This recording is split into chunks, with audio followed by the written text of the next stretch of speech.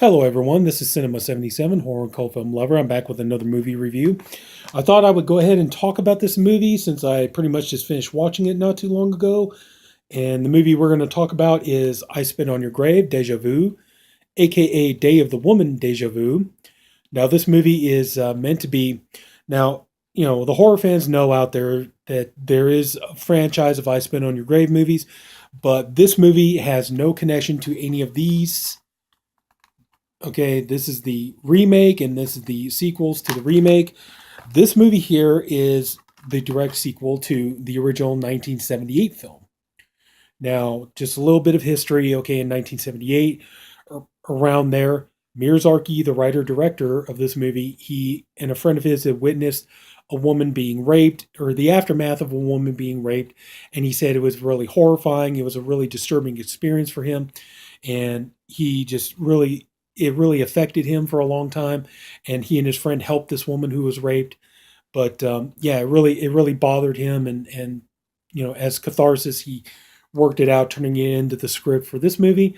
Then he got his girlfriend, who became his wife, Camille Keaton, to star in the film, and the movie came out, and it was very. The movie just really took the world by storm. A lot of it had to do with the fact that the movie, it doesn't play like a regular movie. It plays much more like a documentary. It has that kind of like you are there feel, almost like psychopaths decided they would take cameras and go out and film raping and murder for fun. That's kind of how this movie comes across.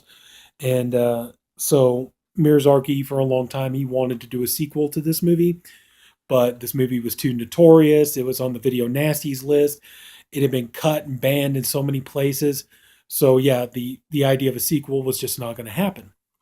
So years passed, and then in 2002 or 2010, I'm sorry, but we got the remake, and the remake, it's like the remake is intense and everything, but at the same time, though, too, it's like you are constantly aware of the fact when you're watching this, you are constantly aware of the fact that you are watching a film, that this is not it doesn't have that documentary kind of like you were there kind of, psychos with camera feel of the original movie. This here is like, you have memorable actors in here, actors you've seen in other movies and things like that. So, and it has a musical score where this movie, Meir Zarchi said, well, the sound of nature is the musical score. So, but there's no music in this movie, where this one, clearly it's a movie, so you are aware you're watching a movie. But the movie did well, it did well enough that they did sequels. Here's I Spit on Your Grave 2, which Gemma DeLender, I would really like to see her in more roles. She was really great in this movie.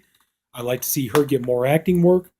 Then we did the third one, I Spit on Your Grave, Vengeance is Mine, where Sarah Butler, who played Jennifer Hills in the remake, she comes back and plays her part again. So it seemed like for a while there, it seemed there was going to be another one. It's like, well, when are we going to get when are we going to get I Spit on Your Grave 4? Well, it seemed like what ended up happening was here, like around in the last few years, something that kind of became big was, well, rather than continue with, following up the remake, why not go and do like an official sequel to the original? Like one very notable example of that was in 2013 when Lionsgate said, let's do Texas Chainsaw 3D, which would be a direct sequel to the original movie, even though there's already a direct sequel. Like this would be the official sequel to the original movie.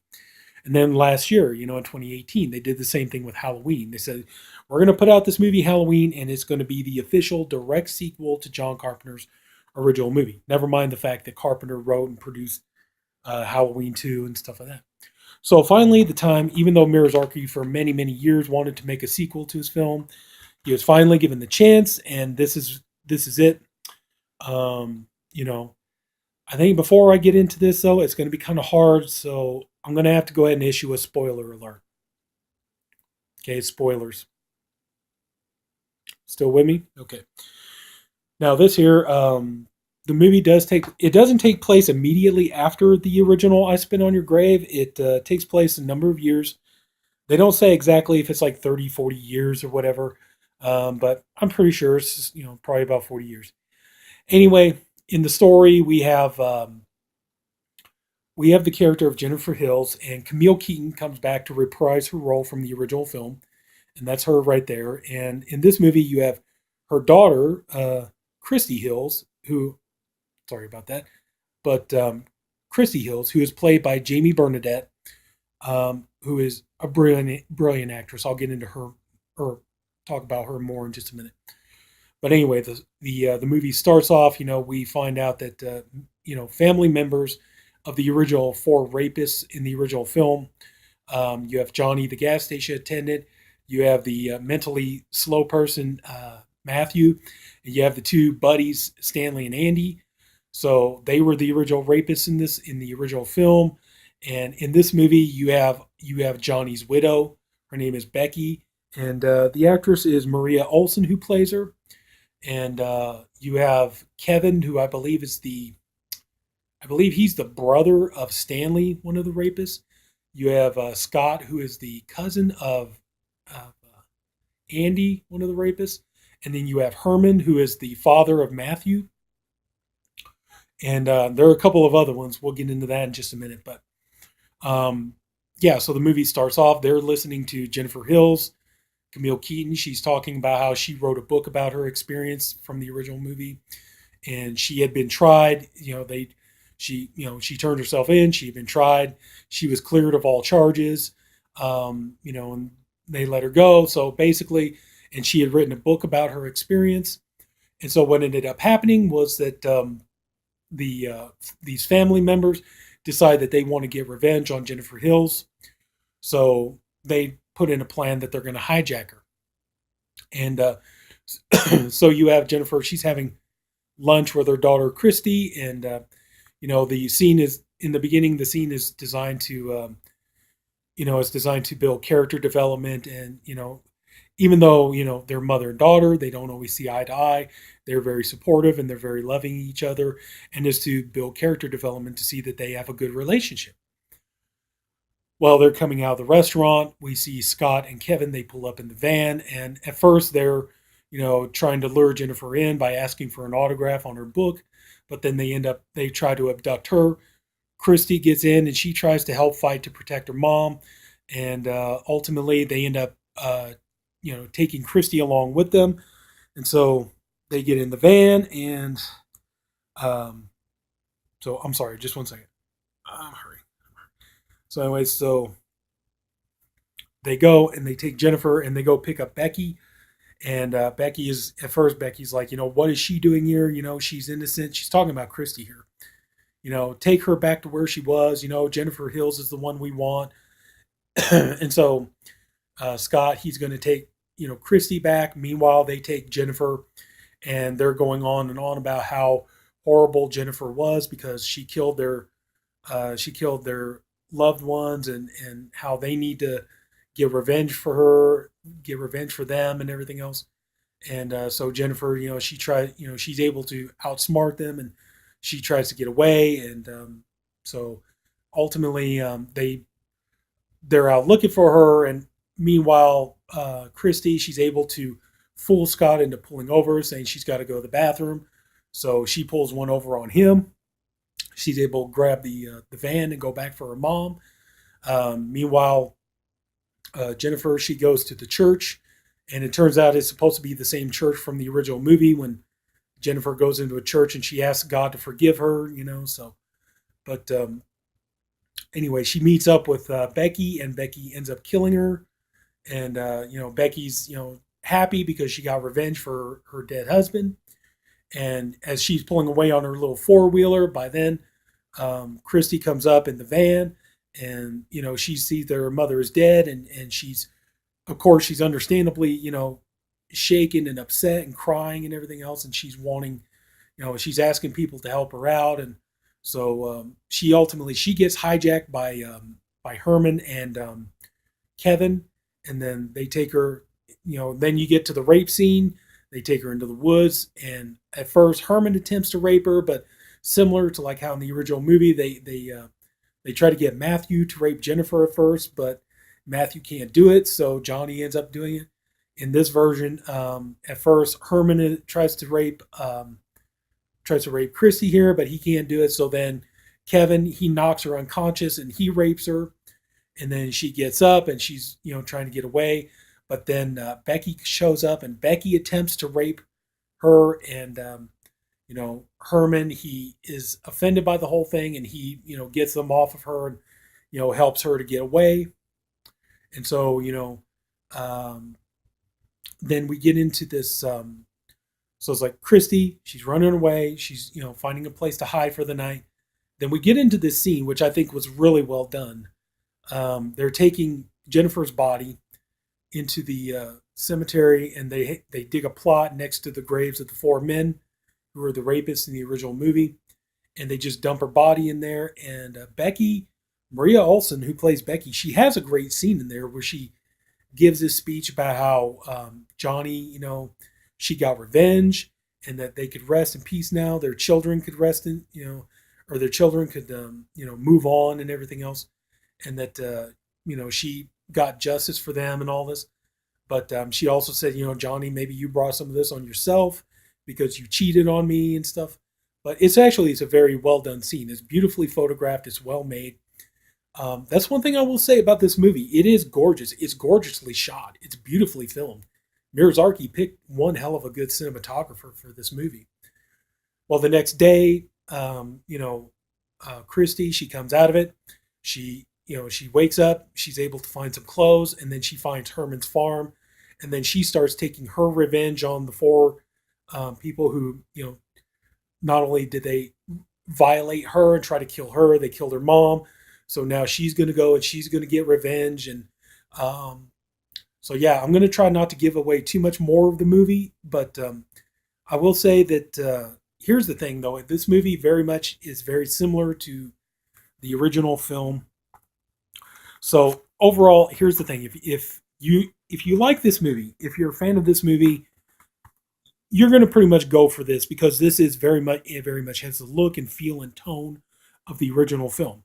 If all you know about I Spit on Your Grave are these movies, then yeah, you're not going to probably go for this. And I've heard this movie gets some hate and stuff like that. I don't agree with that. I do happen to be, as insane as this sounds, I do happen to be a fan of this movie. Yeah, it is disturbing and everything, but it's meant to be. And this movie here too is meant to be the same thing. This movie is, very much like the original movie. It's meant to be an experience, not so much just a watching movie. It's not really meant to be entertainment. This movie's meant to kind of get to you on a profound level. And honestly, the performance here by Jamie Bernadette is top notch. She does a great job. The thing about these kind of movies, these rape revenge movies here, the thing is like it takes a really strong, a really special breed of actress to be able to do these kind of movies. And Camille Keaton, I mean, she was top of the game. I mean, you couldn't ask for better than Camille Keaton when she did this movie. The things she went through for this movie. And then Jamie Bernadette, she comes along and she takes up the mantle very well. Her performance is, like I said, is fantastic. And as a matter of fact, I'm not just saying this but she is a Facebook friend of mine, and I would strongly suggest watch her in this movie, get on Facebook, support her. She's wonderful.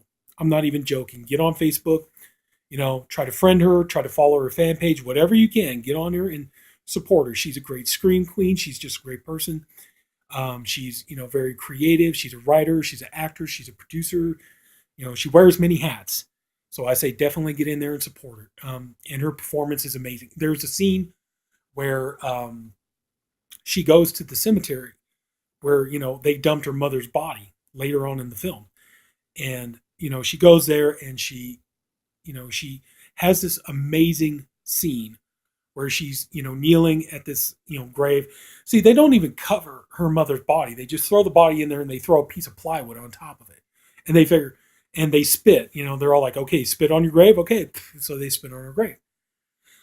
So she has this amazing scene where she's like, they said that, the people who take her to the mother's grave, they tell her that, like they buried her next to her father. And it turns out her father was actually Johnny, the rapist from the original movie.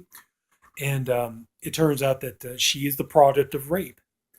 And she gives this wonderful, touching speech about how she loved her mother and she's going to give her the best funeral in New York. And she loves her so much, and even though she knows that she was the product of a rape, that her mother still did not abort her, she did not abandon her, she did not throw her away, or she did not destroy her. She still loved her and nurtured her like a true daughter, and she loved her and appreciated her for all of that. The scene is just absolutely amazing. It's fantastic. Her acting is, I cannot praise her acting enough. And I will say the same thing for Camille Keaton.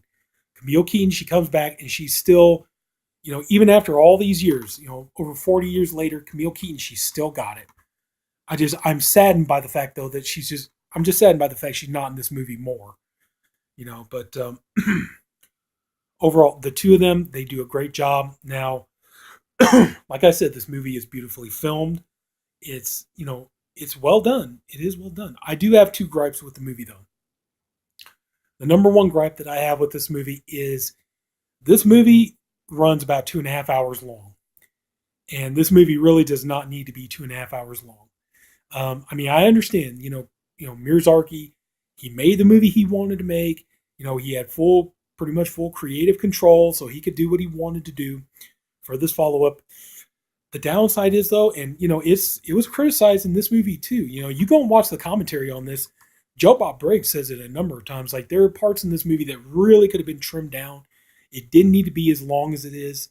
It's like, Meir Zarchi kind of tends to like film things out in real time, so stuff kind of tends to go on a little too long. And this here is like the same thing. And there are kind of long, lengthy scenes in this movie that really they don't need to be in there. They don't really help or progress the story in any way. So that is one of my gripes. Is that this movie really does not need to sit at 2.5 hours. It really doesn't. You could trim some of this stuff out and it would have been just as good.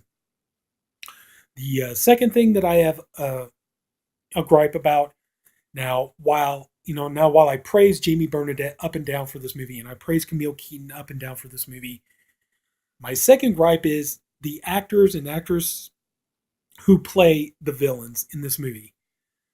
They overact so much that normally in a rape revenge movie, you're waiting for the rapist killers and stuff. You're waiting for them to get killed anyway. But this one here, it's all like the acting is so over the top and is so cringeworthy and is so annoying that it's just, you can't wait for it to come fast enough. The revenge part can't come fast enough. And it's like, some of their performances is just, oh my God, it's hurtful to watch some of that. I understand, kind of like the character of Kevin, he's supposed to be a little crazy because in the original movie, the character of Stanley was meant to be a little bit crazy, but Stanley was not like crazy every single second of the movie he was on screen, where this time, this guy, like what's that saying, this guy could overact a fart, just like he is just going at it, just really, really overdoing it. I kind of thought like it was just too much. Now Maria Olsen, while I praise she did some good acting in the movie, like I said, the scene in the cemetery, there are moments where she too is really overacting. She's kind of going overboard. And, I hate to say, but there are moments you're kind of like Zarchi really should kind of rein some of the actors in on these performances. The guy who played, people talked about, Joe Bob Briggs and other people talked about the way, I believe the actor's name is Richard Pace, who played Matthew in the original movie.